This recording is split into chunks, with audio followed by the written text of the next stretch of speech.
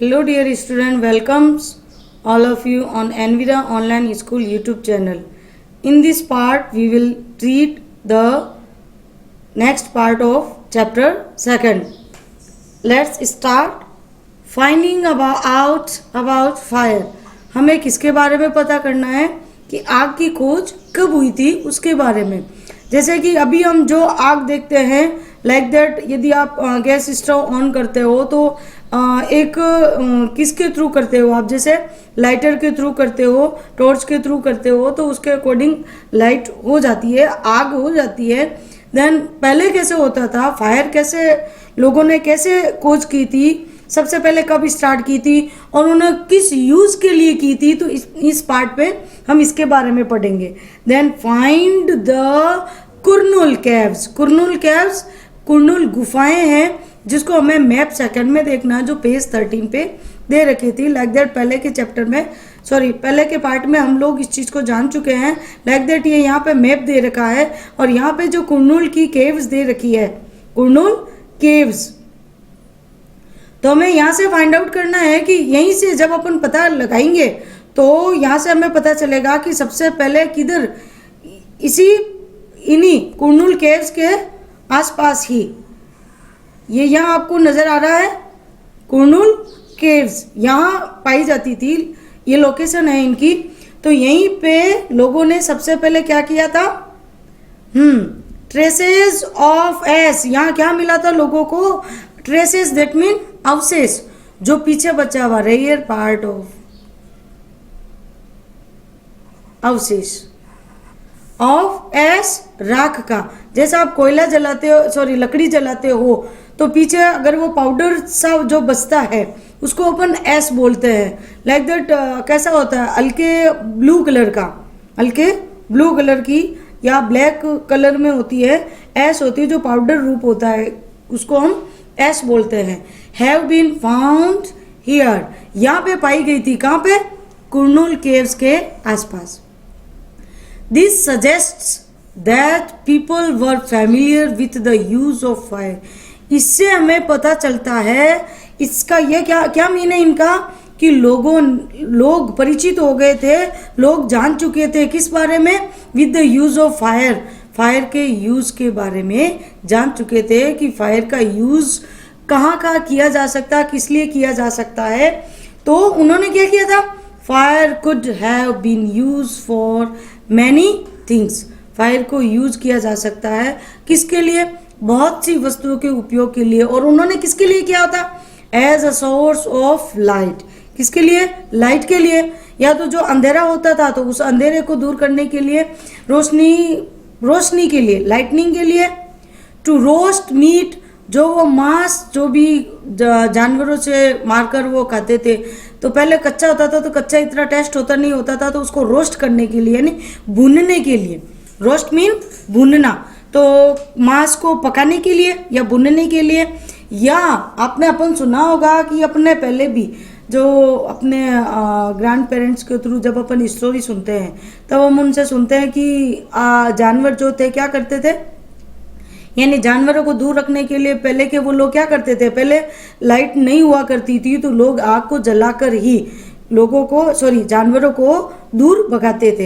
And to scare away animals, किसको, जानवरों को दूर भगाने के लिए वो जिस गुफा में रहते थे उस गुफा के मुंह पर बाहर की साइड में थोड़ा सा छोड़ के या बाहर की साइड में वो क्या करते थे, आग जला देते थे, ताकि कोई भी, जैसे जानवर भी पहले गुफा में ही रहते थे और मनुष्य भी कहाँ रहता था, गुफा में ही रहता था, तो इस आग के मुंह पे, गुफा के मुंह पे वो आग जला देते ताकि कोई भी जानवर वहाँ नाइट में जब वो रेस्ट करते थे तो कोई वहाँ प्रवेश नहीं कर पाए, इसलिए। ठीक है, अब आज हम इस आग का यूज कहाँ करते हैं, then what do we use fire for today, हम किस लिए करते हैं, लाइक दैट कुकिंग फूड, भोजन पकाने के लिए। ठीक है, और इसके अदरवाइज जो भी यूजेज है वो आपको क्या करना है, नोट डाउन करना है अपनी नोटबुक में। जैसे आप जैसे फैमिलियर हो कि कहाँ, जैसे आप अपने कहाँ पे अपने घर में देखते हो या अदरवाइज फायर का यूज कहाँ होता है, तो आपको फाइंड आउट करने अपनी नोटबुक में, फाइंड आउट करके अपनी नोटबुक में नोट डाउन करने हैं। Okay, then next topic is names and dates. जो नेम अपन देखते हैं और जो डेट्स है, नाम और जो तिथियां हैं वो कैसे आई, किस तरीके से सबसे पहले यूज इनका कैसे किया जाने लगा। तो आइए देखते हैं हम इसके बारे में कि हम जो टाइमिंग हम पढ़ रहे हैं, तो आर्कियोलॉजिस्ट ने उनका क्या किया था, बहुत ही बड़ा बड़ा नाम रखा था। Like that archaeologist have given lengthy names for the time that we are studying, यानी जो हम इस समय जो पढ़ रहे हैं उनके बारे में उन लोगों ने, किन्होंने, आर्कियोलॉजिस्ट ने बहुत ही लेंथी नेम दिया था। ठीक है, they call the earliest period, उन्होंने जो सबसे प्राचीन काल था, जो अर्लीस्ट पीरियड, सबसे पहले का जो फर्स्ट टाइमिंग था, उसको उन्होंने क्या दिया, पैलियोलिथिक, दैट मीन्स पूरा पाषाण। ठीक है, पूरा पाषाण। और ये पैलियोलिथिक वर्ड कहाँ से आया है, ग्रीक वर्ड से। कहाँ से आया, ग्रीक वर्ड से। पैलियो का मीन होता है old and lithos meaning stone, stone age के नाम से भी जाना गया था।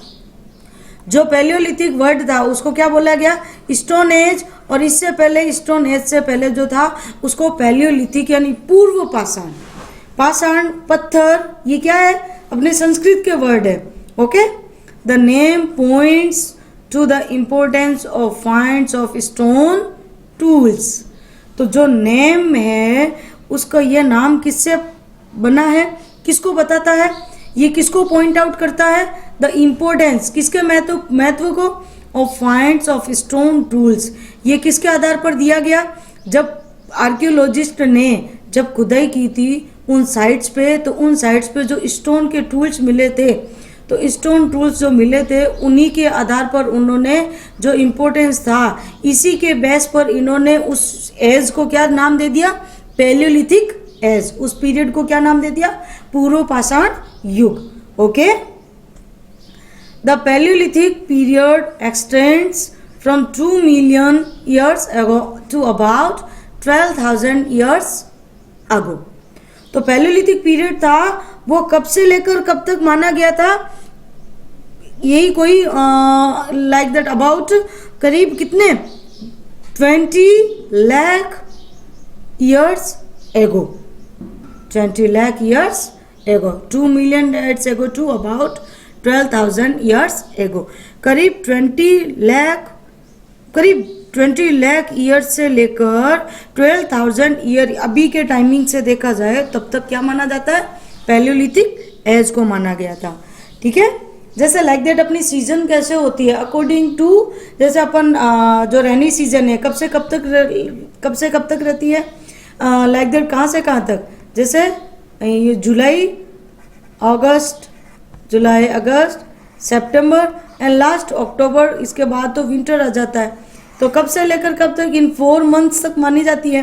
तो ठीक वैसे इनकी जो एज थी, जो स्टोन एज था, उसको ये इसका कितना टाइमिंग माना जाता है, करीब 20 लाख ईयर्स एगो से लेकर 12,000 ईयर्स एगो तक माना जाता है। और इसको फिर आगे further divided into the lower, इसको फिर ऐसे जो बहुत लंबा हो गया था ये, तो इतने लंबे पीरियड को इन्होंने क्या किया था, पार्ट में डिवाइड कर दिया। जैसे कंप्लीट ईयर को मंथ में डिवाइड किया जाता है, मंथ को डेज में डिवाइड किया जाता है, और डेज को हार्स एंड हार्स को मिनट एंड देन सेकंड्स। तो इतनी लॉन्ग स्ट्रेच थी, तो इतना लॉन्ग स्ट्रेच था, इतना लंबा टाइमिंग था, तो इन्होंने क्या कर दिया, इसको डिवाइड कर दिया किसमें, into the lower, middle and upper palaeolithic. इसको किस किस में बांट दिया गया कि लोअर दैट मीन्स उत्तर, मिडल मध्य बीच का, एंड अपर पूर्व का। ओके,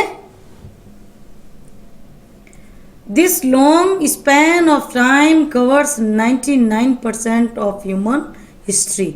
इस तीनों पार्ट ने क्या किया कि इसमें लगभग करीब अपने ह्यूमन हिस्ट्री का करीब 99% सारे की सारी जो भी घटनाएं थी वो सारी इसी टाइमिंग में घटित हुई थी।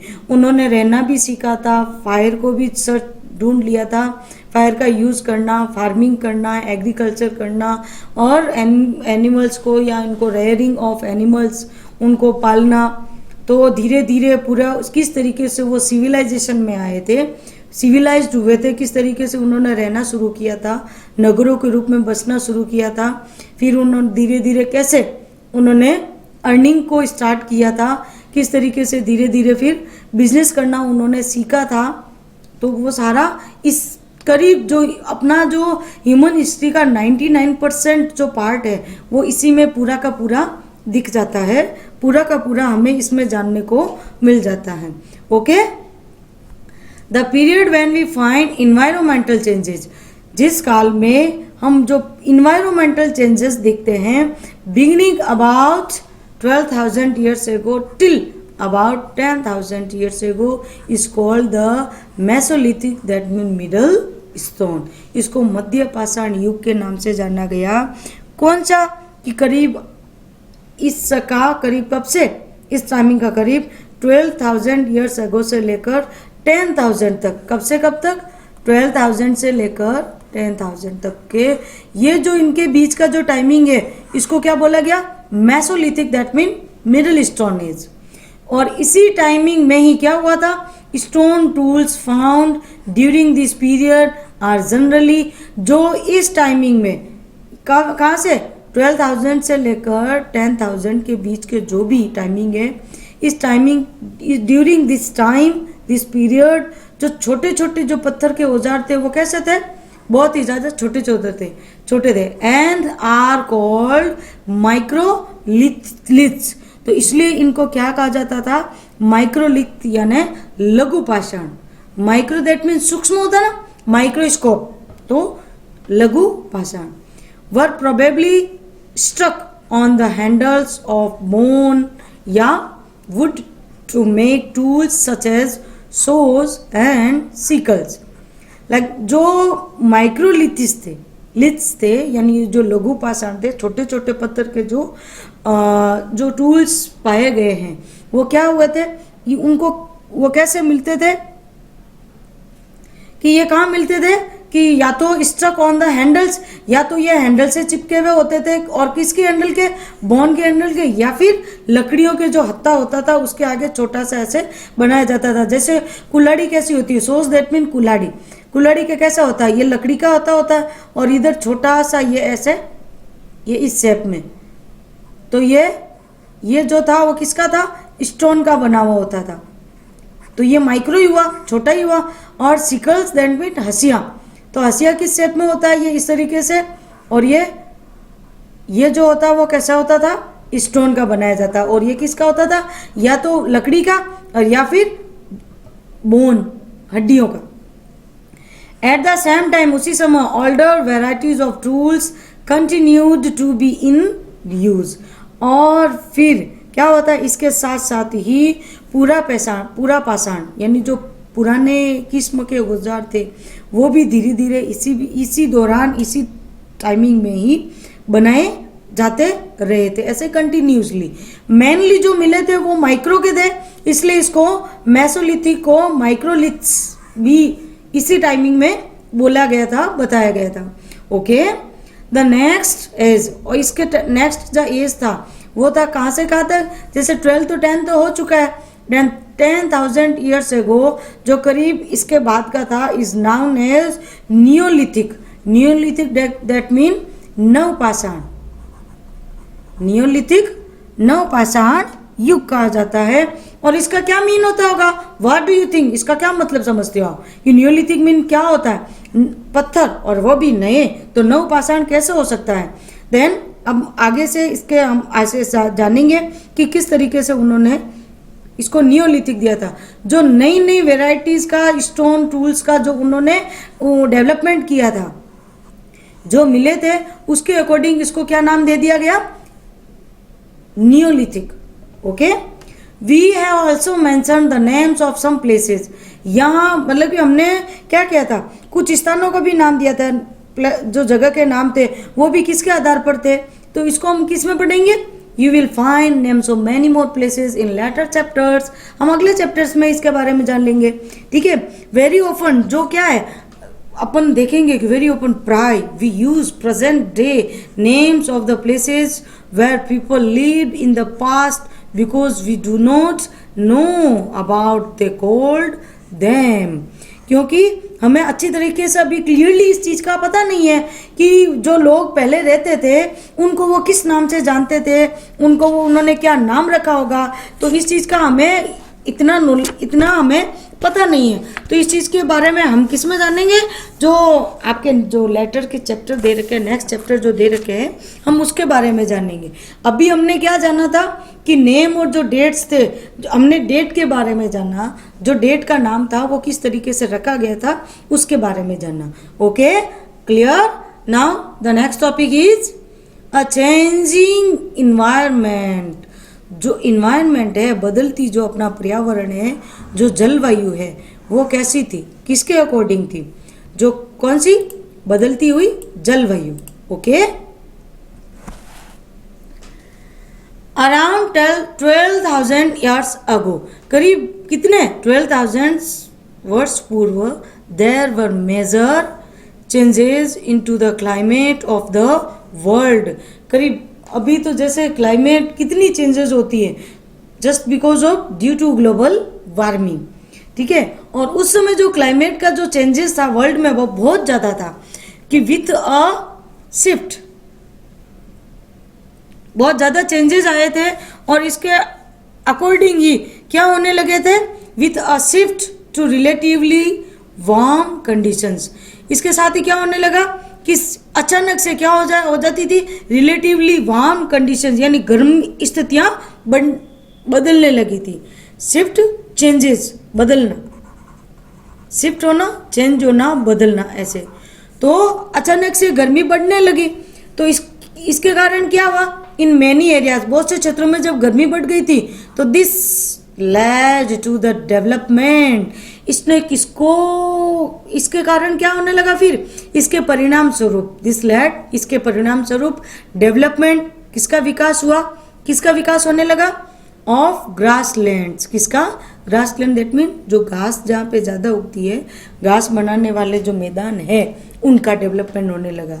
जस्ट बिकॉज ऑफ उन्होंने क्या करना शुरू किया था, उन्होंने रेयरिंग ऑफ एनिमल्स, उन्होंने जानवरों का पालन पोषण शुरू कर दिया था। उनसे जो भी उनको मिलता था तो उनके ऊपर वो डिपेंड रहने लगे थे। तो उनके भी खाने खिलाने के लिए उन्होंने मोस्ट ऑफ जमीन को किस में बदलना शुरू कर दिया, ग्रासलैंड्स में। This in turn led to an increase in the number of deer, antelope, goat, sheep and cattle. तो इससे क्या हो गया कि इन जानवरों की, इनको ग्रासलैंड का डेवलपमेंट हुआ। तो जब ग्रासलैंड यानी जिस चीज़ की ज़्यादा आपको हो जाती है, जैसे जो चीज़ ज़्यादा मिलने लग जाती है तो उसके अकॉर्डिंग क्या होने लग जाता है कि भाई उनकी यूज़ करने वालों की नंबर भी बढ़ने लगेंगे, नंबर ऑफ एनिमल्स भी बढ़ने लगे, जिसमें कौन इंक्रीज हुआ, किसकी संख्या में बढ़ोतरी हुई, लाइक दैट डियर और हिरण, एंटीलोप, बारहसिंगा, goat, sheep and cattle. In example animals that survived on grass. यूं कहे तो जो जानवर, जो एनिमल्स कौन थे, लाइक दैट अपन बोलते हैं क्या, हर्बीवर्स, जो केवल किस पे डिपेंड रहते थे, जो केवल और केवल घास पे ही डिपेंड करते थे। तो उनकी जो नंबर ऑफ एनिमल्स थी उसमें इंक्रीज धीरे धीरे होने लगा। किसके कारण, डेवलपमेंट ऑफ ग्रासलैंड, ग्रासलैंड के बढ़ते ही उनको खाने वालों की भी संख्या बढ़ने लगी, ठीक है। और जब उनको खाने वाले की संख्या बढ़ी तो उन पे डिपेंड रहने वाले, उनका शिकार करने वाले, दोज वो हंटेड दीज एनिमल्स, वो जो इन जानवरों का शिकार करते थे, नाउ फॉलोड, फिर वो भी धीरे धीरे उनके पीछे, जहाँ ज़्यादा जानवर शिकार के लिए मिल जाते वो भी धीरे धीरे उन्होंने उस जगह को छोड़कर दूसरी जगह जाना शुरू कर दिया था। नाउ फॉलोड देम, वो उनके पीछे जाने लगे। Learning about their food habits, उनके भोजन की आदतों के बारे में उनको जानने को मिला कि भी ये जानवर इस तरीके की भोजन को खाते हैं और ऐसे ही एंड देयर ब्रीडिंग सीजन, और इस प्रकार उनमें प्रजनन की क्षमता भी उसी समय होती है। तो धीरे धीरे उनको किस बात का नॉलेज होने लगा, जानवरों की फूड हैबिट्स का और ब्रीडिंग सीजन का भी उनको इस बात का भी नॉलेज होने लगा। It is likely that this help people to start thinking about herding and rearing these animals themselves. धीरे धीरे उन्होंने क्या किया था, वो अपने आप ही इनको पालने का सोचने लगे। अपनी ज़रूरत के अनुसार ही वो जानवरों को क्या करने लगे, पकड़ने लगे, उनको पालने के बारे में, हर्डिंग चराई के लिए, रेयरिंग उनको पालने के लिए वो सोचने लगे। And fishing also became important, और धीरे धीरे फिर वो मछली भी उनके लिए महत्वपूर्ण बन गई थी। फिशिंग को भी उन्होंने इम्पोर्टेंस देना स्टार्ट कर दिया था। Okay, now the beginning of farming and herding, जो खेती की शुरुआत थी या जो पशुपालन की, फार्मिंग जिस जगह वो रहने लगे तो उसके अकॉर्डिंग वो खेती भी करने लगे और उन्होंने पशुपालन भी स्टार्ट कर दिया था। वैसे हम फर्स्ट चैप्टर में इस चीज़ को जान चुके हैं कि उन्होंने सबसे पहले खेती कब शुरू की थी, पशुओं को पालना कब शुरू किया था। ठीक है, तो ये चीज़ हम पहले के चैप्टर में हम इस चीज़ को पढ़ चुके हैं, जान चुके हैं। तो अब हमें देखना है कि उन्होंने किस तरीके से स्टार्ट किया था। सबसे पहले उन्होंने कौन सी, तो सब कंटीन के किनारे उन्होंने जो किया था, मतलब जैसे गेहूं की, चावल की खेती उन्होंने सबसे पहले स्टार्ट की थी और धीरे धीरे फिर महिलाओं पुरुषों वगैरह ने उन्होंने भी उनका हेल्प करना स्टार्ट किया था और धीरे धीरे वो जानवरों को भी इसमें काम में लेने लगे। ठीक है, then let's see this was also a time when several grain bearing grasses including wheat, barley and rice grew naturally in different parts of the subcontinent। धीरे धीरे लोगों ने क्या किया था कि नेचुरली रूप से जैसे जो खाते थे उसके अकॉर्डिंग वो अनाज पैदा करने वाले, ग्रेन बियरिंग यानी जो अनाज प्राकृतिक रूप से, नेचुरली रूप से उगने लगे थे। तो मैन, जो लोगों ने क्या किया था, man, woman and children, probably संभवतः उन्होंने भी कलेक्टेड, उसको इकट्ठा करना शुरू किया, दीज ग्रेन्स, इन अनाज को, किस रूप में, एज फूड एंड लर्न, फिर उन्होंने सीखा, वेयर दे ग्रू, इनको कहाँ उगाया जा सकता है, तो वो इसके बारे में फिर क्या करने लगे होंगे, सीखने लगे होंगे। एंड व्हेन दे रिपन्ड, और फिर जब वो पक गए होंगे, ठीक है, तो जो कि वो इस चीज़ को धीरे धीरे क्या करने लगे, सीखने लगे, इस बारे में उनको जानकारी होने लगी कि ये ग्रेन्स जो है कहाँ उगते हैं, किस तरीके से पक्के तैयार होते हैं। फिर इन्होंने इसको धीरे धीरे क्या किया, इसको सोचना शुरू किया। ठीक है, this may have led them to think about growing plants on their own. इससे क्या हुआ, उन्होंने इसके परिणाम स्वरूप उन्होंने क्या किया, इन अनाज पैदा करने वाली फसलों को, पौधों को उन्होंने धीरे धीरे ग्रोइंग प्लांट्स, इन्होंने ऑन देयर ओन, अपने स्तर पर इनको उगाना शुरू कर दिया। इन दिस वे, इस तरीके से पीपल बिकेम फार्मर्स, पीपल क्या बन गए, फार्मर्स बन गए। किसान किस तरीके से बने, तो ये प्रोसेस आती है यहाँ पे। ठीक है, जब उन्होंने धीरे धीरे इन बातों को जाना कि किस तरीके से इन अनाजों को उत्पन्न किया जा सकता है, ये किस तरीके से पकते हैं, इसके कौन से पार्ट को हम यूज़ में ले सकते हैं और कौन से पार्ट को जानवरों को खिलाया जा सकता है, तो धीरे धीरे इन बातों को जब वो जानने लगे और अपने स्तर पर उगाने लगे, तो इस तरीके से लोग क्या बन गए, फार्मर्स बन गए। Okay, now people could also attract, और फिर धीरे धीरे लोग किस तरफ अट्रैक्ट हुए, शायद इसी तरीके से वो अट्रैक्ट हुए होंगे।